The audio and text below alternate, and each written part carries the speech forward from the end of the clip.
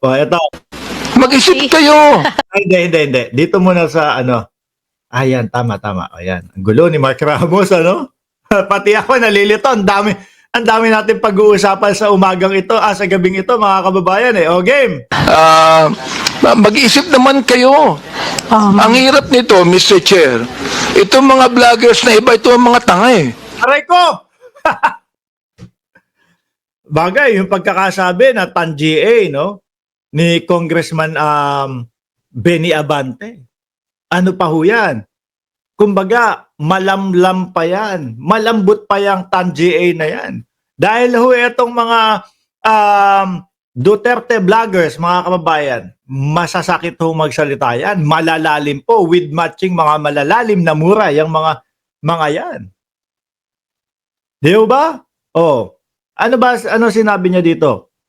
Manila, Representative Congressman Benny Abante lashes out at some social media personalities during the third House Tri-Committee hearing on online disinformation. At eto pa mga kababayan, sabi din po ni Congressman Benny Abante na yung mga manonood daw nila TAN-GA. Sino po yun? Natural, mga DDS. Oh, totoo naman ho. Mga utu-utu ho yung mga yan. Bakit? Madali hong mga mapaniwala yan. O, pag sinabi ng mga vlogger nila, ganito, ganyan. O, nag-water cannon yung Pilipinas. Ay, papakalat na nila yan. Boss Mark, ano yung sinasabi mo? China lang. At inaapi ang Pilipinas na nagwa-water cannon ang China lang. Gumanti din ang Pilipinas, dahil nakuha nila doon sa vlogger nila. Madali hong mauto. Hanapan mo, pag dumating na ho dito, sige nga pakita nyo sa amin yung sinasabi nyong ebidensya na nag-water cannon din. Walang ipapakita ebidensya. Kasi po, ibuka lang ng bibig ng mga vlogger nila, pinapaniwalaan na po nila. No? Hindi na po nila kailangan ng ebidensya. Oh. Kaya po kapag kayong sumusugod, wala na. Napapahiya ho. Oh. Sino kawawa? Sila din. Di ba? Sila din ho, mga bossing, ang napapahiya. Dahil pinipid sila ng maling impormasyon, tapos makikipagdebate, makikipagbardagulan, ipapakalat doon sa kanilang mga social media, ipopost sa social media nila. Merong mga kaibigan sila, boss, mali yata yan Hindi yata totoo yan Hahanapan silang ebidensya. Wala na maipakita. Pahiya. Di ba, Aichang, natatawa ako pag nadala ko yung kanina sa hearing. Ako din Hindi ako nakatulog dyan. Napuyat ako dyan sa hearing na yan. Tatanga-tanga ang gobyerno. Mag-isip kayo.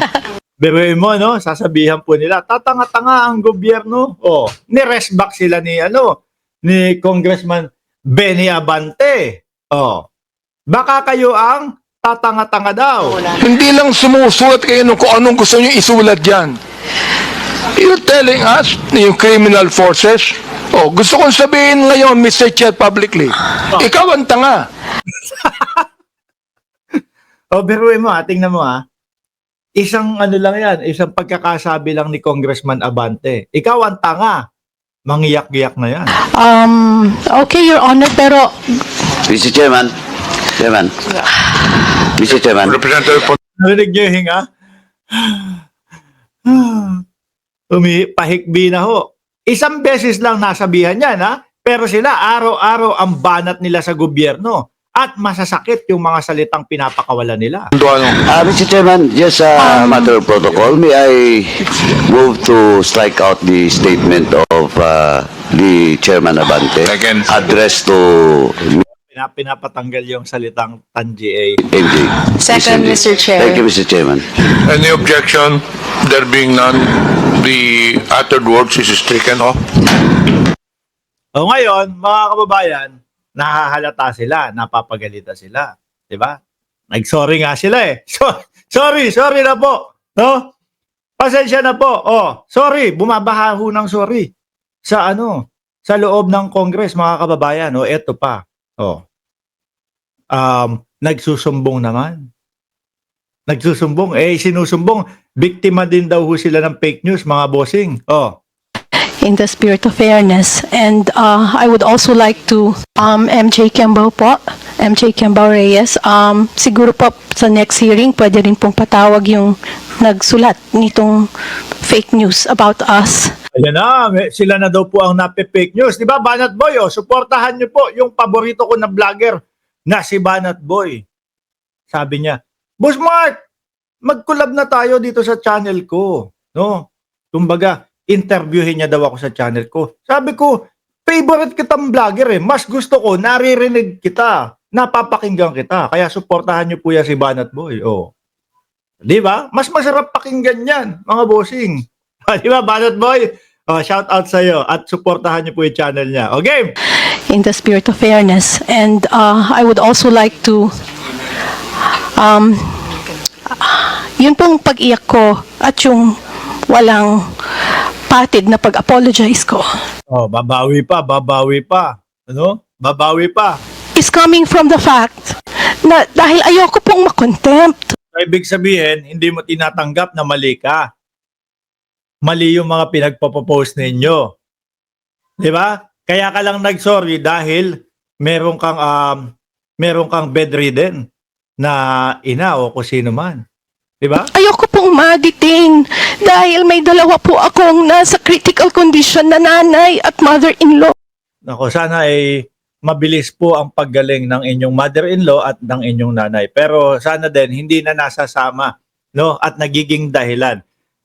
Magmumukha kayong ano niyan, naglalabas na lang kayo ng victim card, 'di ba, Cheryl Santa Maria? Oh, 'di ba, Ma'am Chris Rose? Magmumukha na lang silang pa-victim niyan ngayon. 'Di ba? Pero hinihiling ko po at ipinapanalangin ko yung mabilis na recovery at paggaling po ng inyong ina at ng inyong mother-in-law. Pero sana wag niyo na isama sa pa-victim, no? Victim card. Ultra Tito, shoutout sa iyo. Yun po yun. Pero sa mainstream media at social media ngayon, pinagtatawanan ako dahil nag-apologize ako at tinawag akong tanga. But Nag-apologize ka naman talaga. Di ba? Ayaw nyo na pagtatawanan. Pero yung mga banat ninyo sa gobyerno, banat ninyo diyan sa mga congressman na nagtatrabaho, sobra, grabe po. Di ba, Janelle Van der Hearst? Malala. Isang beses natawag na TAN-GA, naiyak na. Pero sila araw-araw po, mga bossing. Kung ano-ano yung kanilang sinasabi. I cannot forgive myself if I don't speak now and tell you the truth. I'm just really afraid na ma-detain at this time. At this time kasi may dalawa akong nasa critical condition na naka-bedridden na nanay at mother-in-law na nasa late stage na anytime they die. I don't want to be detained and wala ako sa tabi. Ayun lang. Alam nyo, mga kababayan, wala ho akong narinig na bukod po. At eto, si MJ Kembao, nauna pong interviewin to o nauna pong interpolate to, mga kababayan. Una, si Crisette. Pangalawa, si Kembao. Bandang na po, kalagitnaan o bandang dulo na po Si Mark Lopez, mga bossing. At doon na nga po, dahil talagang fake news talaga Yung pagkakasabi niyang nag-water cannon din ng Pilipinas, fake news din po mga kababayan. Kaya siyempre, talagang iinit ang ulo, lalong-lalo na ho, ng bawat Pilipino. Na parang inaano nila na, nag-water cannon din tayo Parang dinagdagdagan o ginagatungan nila yung naratibo ng China na tayo ang bumubuyo sa kanila para magganon sila. Di ba? Wala ho akong narinig na may nag-move para makontempt po ito. Wala po, mga bossing. Ewan ko kung sila bumabatak. Tamang hinala ho O, di ba? Tamang hinala Iko-contempt daw siya. Wala naman. O, pakinggan nyo ho. Miss MJ, at this point in time, this committee has no plans of detaining you. Was there a motion? There was no motion. So we will proceed with the next interpolator. Mr. Chair, I just wanted to point out that although I understand Well, I'm trying to understand where the concerns of our good resource person is coming from, but I think it's baseless. Wala pa namang motion, wala pa namang nagsasabi na iko-contempt ka, wala pa namang, for as long as you cooperate, and for as long as you say the truth, and for as long as you're completely honest, there's nothing to be fearful. Not unless, of course, you're hiding the truth. So, dun pwede kang matakot. Kaso lang kung wala naman po kayong itinatago at buong katotohanan ng sinasabi ninyo, di wala po dapat kayong dapat ikabahala. At saka wala po dapat kayong Bakit kaya sila tamang hinala, ano? Mga tamang hinala, wala namang nagmo-move or anything. Mga bossing. Oh, tapos tamang hinala, iko-contempt na sila. Ganyan kasi kapag yung kinakabahan ka, no? At masasapul ka na mali talaga yung ginawa mo. At hindi naman magsosorry ho yan, mga bossing, no? Kung hindi mali yung kanyang ginawa. Kasi parang gusto niya bumawi na hindi naman ako magsosorry kung walang ganito, ganyan no? Na bedridden. Oh, ng nanay ko at yung mother-in-law ko. Sorry ho. No, na narinig namin 'yan. Hangad namin yung mabilisang paggaling. Pero wag niyo na pong gamitin para sa victim card.